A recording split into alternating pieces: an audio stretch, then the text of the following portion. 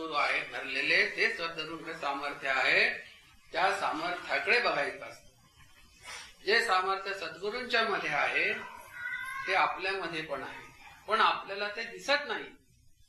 आपल्यामध्ये असलेलं दिसत नाही. आपल्याला स्वतःची ओळख होत नाही. ती ओळख म्हणजे आता आपल्याला कोण असतात तर आपले सद्गुरू, त्यांच्याकडे ते बघायचं असतं.